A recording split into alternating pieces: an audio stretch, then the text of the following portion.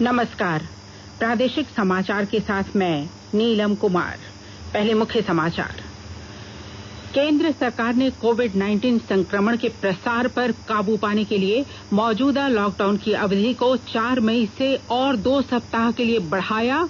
Green zone वाले जिलों को मिली छूट।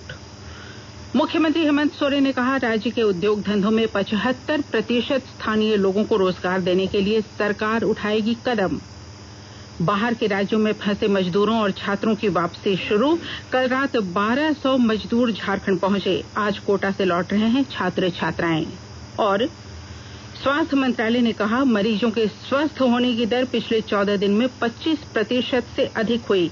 चिकित्सा उपकरणों की कोई कमी नहीं। अब समाचार विस्तार से। केंद्र सरकार ने कोविड-19 संक्रमण के प्रसार पर काबू पाने के लिए मौजूदा लॉकडाउन की अवधि को 4 मई से और 2 सप्ताह के लिए बढ़ा दिया है। गृह मंत्रालय ने आपदा प्रबंधन अधिनियम के तहत लॉकडाउन की अवधि बढ़ाने का आदेश जारी कर दिया है। गृह मंत्रालय ने कहा कि यह निर्णय देश में कोरोना संक्रमण की स्थिति की व्यापक समीक्षा के बाद लिया गया है।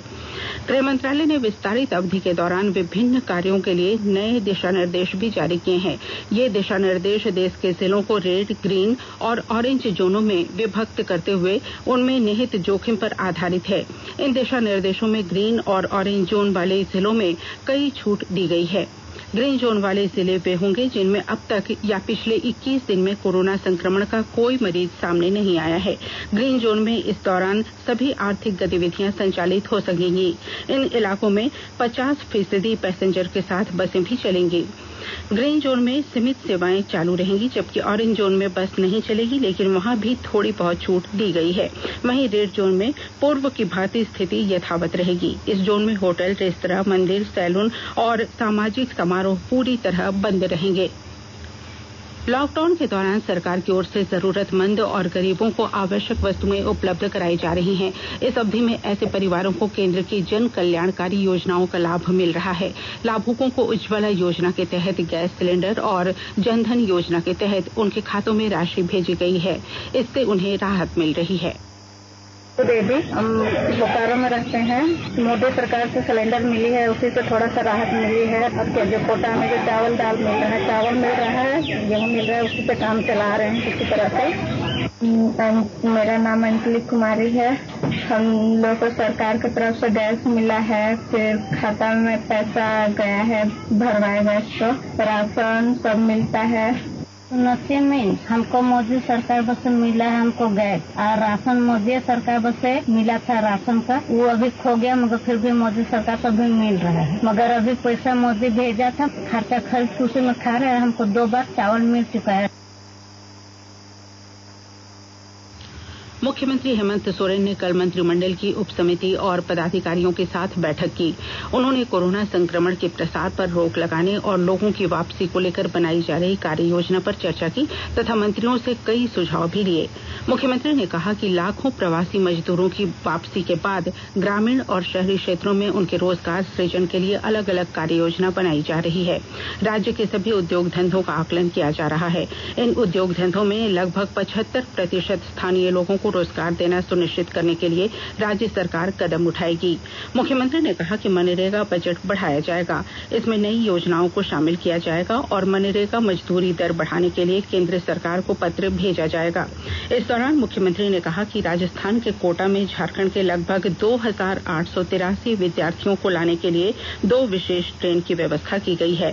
बैठक में मुख्य सचिव सुखदेव सिंह ने कहा कि मजदूरों को चरणबद्ध तरीके से बिहार, पश्चिम बंगाल, उड़ीसा, छत्तीसगढ़ और मध्य प्रदेश के कुछ इलाकों से बस से वापस लाया जाएगा। श्री सिंह ने बताया कि अंतर्राज्यीय और अंतर जिला आवागमन को लेकर भी संबंधित अधिकारियों को दिशा निर्देश दे दिए गए हैं। बैठक में बताया गया कि लौटने वाले प्रवासी मजदूरों और विद्यार्थियों की चिकित्सीय जांच, भोजन और रहने की व्यवस्था की जा रही है। जो वह स्वस्थ पाए जाएंगे उन्हें घर भेजा जाएगा। वहीं जिनमें थोड़ा सा भी संक्रमण का खतरा होगा उसका कोविड अस्पताल अथवा उनके घर में ही क्वारंटीन कर इलाज किया जाएगा। बैठक में मुख्यमंत्री श्री सोरेन ने बताया कि दूसरी बीमारियों से ग्रसित मरीजों के इलाज के लिए टेलीमेडिसिन की सुविधा शुरू की जा रही है। मरीज स्वास्थ्य परामर्श विशेषज्ञ डॉक्टरों से ले सकते हैं। स्वास्थ्य विभाग के प्रधान सचिव नितिन मदन कुलकर्णी ने बताया कि निजी अस्पताल नहीं खोलने वाले संचालकों का निबंधन रद्द करने की प्रक्रिया शुरू की जाएगी। उन्होंने बताया कि कोरोना संक्रमण को लेकर राज्य में 34 कंटेनमेंट जोन चिन्हित किए गए हैं। रांची अभी रेड जोन, 10 जिले ऑरेंज जोन और बाकी 13 जिले ग्रीन जोन में हैं। आकाशवाणी का समाचार सेवा प्रभाग आज हिंदी और अंग्रेजी में अपने फोन इन कार्यक्रम में कोविड-19 पर विशेष परिचर्चा प्रसारित करेगा। नीति आयोग के सदस्य और आपात चिकित्सा प्रबंधन योजना के अधिकार प्राप्त समूह के अध्यक्ष डॉक्टर वीके पाल परिचर्चा में भाग लेंगे। श्रोता टोल फ्री नंबर 1800-115767 पर कॉल करके विशेषज्ञों से सवाल पूछ सकते हैं। नंबर एक बार फिर सुन लें, 1800-115767। टेलीफोन नंबर 011-233-14444 पर भी प्रश्न पूछे जा सकते हैं। Twitter handle @AIR news alert और #AskAIR का इस्तेमाल भी करके सवाल भेजे जा सकते हैं। यह विशेष कार्यक्रम आज रात 9:25 पर FM गोल्ड अतिरिक्त मीटरों पर भी सुना जा सकता है। कार्यक्रम हमारी वेबसाइट newsonair.com और YouTube channel news on AIR official पर भी उपलब्ध रहेगा। न्यूज ऑन AIR ऐप पर भी अपडेट लिए जा सकते हैं। जमशेदपुर शहर में बिजली पानी उपलब्ध कराने वाली कंपनी जुस्को ने अपने उपभोक्ताओं को 30 अप्रैल से मीटर की रीडिंग नोट पर जिम्मेदार नागरिक ऐप पर अपलोड करने को कहा है। और ब्यौरा दे रहे हैं हमारे संवाददाता। जमशेदपुर शहर में बिजली, पानी समेत अन्य नागरिक सुविधा मुहैया कराने वाली कंपनी जुस्को की ओर से 30 अप्रैल से अपने उपभोक्ताओं को खुद मीटर रीडिंग कर जिम्मेदार नागरिक ऐप के माध्यम से अपलोड करने का विकल्प दिया गया है। इससे उपभोक्ताओं को एक्यूरेट बिल भुगतान करने में सहूलियत होगी। ऐप में वे सभी विकल्प मौजूद हैं जिससे उपभोक्ता अपने बिल की पूरी डिटेल्स की जानकारी प्राप्त कर सकते हैं। कंपनी के प्रवक्ता सुकन्या दास ने बताया कि कंपनी की ओर से जिम्मेदार नागरिक ऐप की शुरुआत की गई है। इससे उपभोक्ता गूगल प्ले स्टोर से अपने स्मार्टफोन में डाउनलोड कर रजिस्टर्ड फोन नंबर और बीपी नंबर के साथ लिंक कर अब खुद भी मीटर रीडिंग कर अपलोड कर सकेंगे। इससे उपभोक्ताओं को एक्यूरेट बिल मिलेगा जिससे वे ऑनलाइन पेमेंट कर सकते हैं। राजेश कुमार लालदास, आकाशवाणी समाचार, जमशेदपुर। आकाशवाणी के ताजा तरीन समाचारों के लिए आप हमारी वेबसाइट newsonair.com पर लॉग ऑन कर सकते हैं। ताजा समाचार ट्विटर @AIR न्यूज अलर्ट्स और Facebook page all India radio news पर भी उपलब्ध है। आप प्रादेशिक समाचार एकांश के Twitter account @AIR news _Ranchi और Facebook page AIR news Ranchi के अलावा YouTube channel regional news unit Ranchi पर भी हमारे बुलेटिन सुन सकते हैं। प्रादेशिक समाचार आप आकाशवाणी रांची से सुन रहे हैं। शेष समाचार इस विराम के बाद।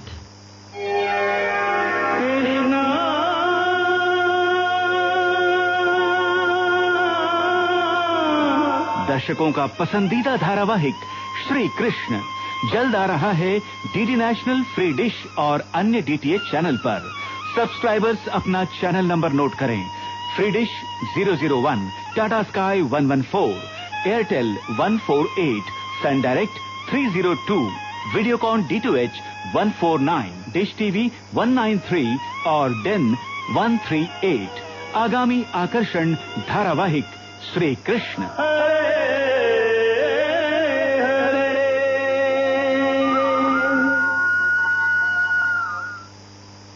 प्रादेशिक समाचार में आपका एक बार फिर स्वागत है।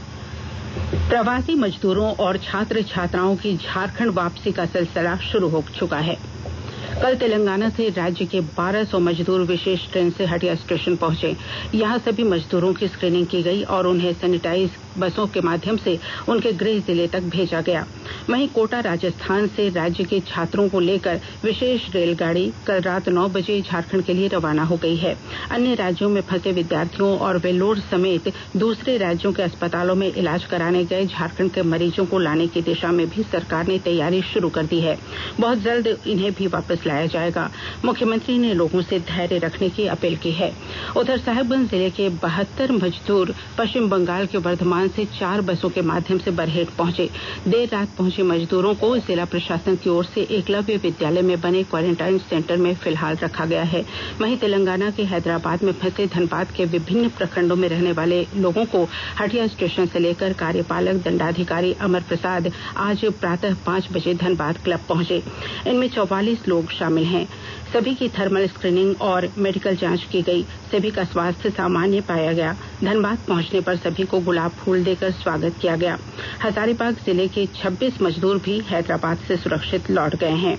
हजारीबाग जिला प्रशासन ने उन्हें उनके घर तक पहुंचाने के लिए टीम गठित कर स्वास्थ्य की जांच के बाद 14 दिनों तक होम क्वारेंटाइन में रहने का निर्देश दिया। इधर मजदूरों ने अपने घर वापसी पर मुख्यमंत्री हेमंत सोरेन के प्रति आभार जताया है। स्वास्थ्य मंत्रालय ने कहा है कि मरीजों के स्वस्थ होने की दर पिछले 14 दिनों में 25% से अधिक हुई है। मंत्रालय के अधिकार प्राप्त समिति के अध्यक्ष ने बताया कि देश में चिकित्सा उपकरणों की कोई कमी नहीं है।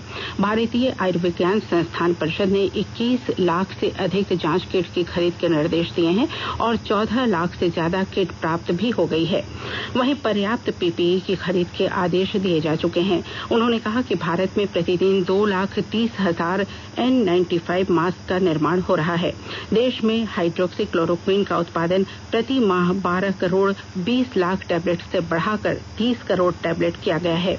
उन्होंने बताया कि पिछले 15 दिनों में पीपीई की जांच के लिए 9 नई प्रयोगशालाओं को भी जोड़ा गया है। अध्यक्ष ने कहा कि इस समय 4 लाख ऑक्सीजन सिलेंडर उपलब्ध हैं, जो मौजूदा जरूरत के लिए पर्याप्त हैं। उन्होंने जानकारी दी कि वेंटिलेटर की मांग भी पूरी की जा रही है। इस समय 75,000 वेंटिलेटर की मांग है और देश में लगभग 20,000 वेंटिलेटर उपलब्ध हैं।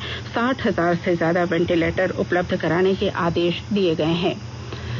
स्वास्थ्य और परिवार कल्याण मंत्रालय ने लोगों को सलाह दी है कि वे नोवल कोरोना वायरस से अपने को सुरक्षित रखने के लिए सभी बुनियादी एहतियाती उपायों का पालन करें और सामाजिक दूरी बनाए रखें। एक रिपोर्ट। सरकार ने कहा है कि आवश्यक वस्तुओं की पर्याप्त आपूर्ति जारी है और लोगों को चिंता करने की कोई जरूरत नहीं है। लोगों को सलाह दी जाती है कि वे आवश्यक वस्तुओं और चिकित्सा सामानों की खरीदारी करते समय धैर्य रखें और शांत रहें। आवश्यक वस्तुओं को खरीदने के लिए बार बार बाहर निकलने से बचें। साथ ही लोगों से हाथ मिलाने और गले लगने से भी बचना चाहिए। बाजार, मेडिकल स्टोर और अस्पतालों में लोग कम से कम 1 मीटर की दूरी बनाए रखें। घर पर गैर जरूरी सामाजिक समारोह से बचा जाना चाहिए और घर पर मेहमानों को नहीं बुलाना चाहिए। लोगों को अपनी आंख, नाक और मुंह छूने से बचना चाहिए और लगातार हाथ साफ करते रहना चाहिए। हाथ को दोनों तरफ से कम 20 सेकंड तक रगड़कर धोना चाहिए। यदि कोई व्यक्ति खांसी या बुखार से पीड़ित है तो वह दूसरों के संपर्क में आने से बचे और डॉक्टर से तुरंत परामर्श ले। स्वास्थ्य मंत्रालय ने कोरोना वायरस के बारे में जानकारी के लिए एक टोल फ्री नंबर 1075 जारी किया है। इधर राज्य सरकार की ओर से भी कई दिशा निर्देश जारी किए गए हैं। इस सिलसिले में सरकार ने हेल्पलाइन नंबर 181 जारी किया है। सरकार ने कहा है कि कोरोना वायरस से संदिग्ध तौर पर संक्रमित कोई व्यक्ति पाया जाता है तो इसकी सूचना 0651 जो रांची का कोड है और टेलीफोन नंबर 2261-000 तथा 2261-002 के अलावा फैक्स नंबर 2261-856 और मोबाइल नंबर 9955837428 पर दी जा सकती है। आकाशवाणी रांची भी आपसे अपील करता है कि कोविड-19 के संक्रमण से बचने और अन्य लोगों को सुरक्षित रखने के लिए कृपया घर पर ही रहें और सरकारी दिशा निर्देशों का पालन करें। पूर्वी सिंहभूम जिले के सीताराम डेरा थाना अंतर्गत नीति बगान के कॉलोनी में पिछले दिनों हुई गोलीबारी की घटना में शामिल सभी 6 अपराधियों को पुलिस ने गिरफ्तार कर लिया है। वरीय पुलिस अधीक्षक एम तमिलवानन ने बताया कि नगर पुलिस अधीक्षक सुभाष चंद्र जाट के नेतृत्व में एक टीम का गठन किया गया था। श्री तमिलवानन ने बताया कि इस घटना के अनुसंधान में अपराधी कन्हैया सिंह और सुधीर दुबे के बीच आपसी टकराव की बात सामने आई है। घटना में प्रयुक्त 4 वाहन बरामद किए गए हैं। और अब संक्षिप्त खबरें। छत्तीसगढ़ के अंबिकापुर से जमातियों को लाने ले जाने वाले 4 लोगों पर गढ़वा के मंझियाव थाने में पुलिस ने प्राथमिकी दर्ज की है। प्राथमिकी में कहा गया है कि गोगोया गांव के चारों लोग जमातियों को लाने ले जाने का काम कर रहे थे। अभी तक किसी की भी गिरफ्तारी की सूचना नहीं है। गिरिडीह जिले में तेज बारिश और आंधी से जान माल का नुकसान हुआ है। नेमियाघाट थाना क्षेत्र के कुल्ही गांव में वज्रपात से 2 लोगों की मौत हो गई, जबकि एक घायल है। घायल को डुमरी सदर अस्पताल में भर्ती कराया गया है। वहीं बेंगाबाद थाना क्षेत्र के बनहती गांव में तूफान से कई पेड़ उखड़ गए हैं। अंत में मुख्य समाचार एक बार फिर। केंद्र सरकार ने कोविड-19 संक्रमण के प्रसार पर काबू पाने के लिए मौजूदा लॉकडाउन की अवधि को 4 मई से और 2 सप्ताह के लिए बढ़ाया। ग्रीन जोन वाले जिलों को मिली छूट। मुख्यमंत्री हेमंत सोरेन ने कहा कि राज्य के उद्योग धंधों में 75% स्थानीय लोगों को रोजगार देने के लिए सरकार उठाएगी कदम। बाहर के राज्यों में फंसे मजदूरों और छात्रों की वापसी शुरू। कल रात 1200 मजदूर झारखंड पहुंचे। आज कोटा से लौट रहे हैं छात्र छात्राएं। और स्वास्थ्य मंत्रालय ने कहा, मरीजों के स्वस्थ होने की दर पिछले 14 दिनों में 25% से अधिक हुई। चिकित्सा उपकरणों की कोई कमी नहीं। इसके साथ ही आकाशवाणी रांची से प्रादेशिक समाचार का ये बुलेटिन समाप्त हुआ। नमस्कार।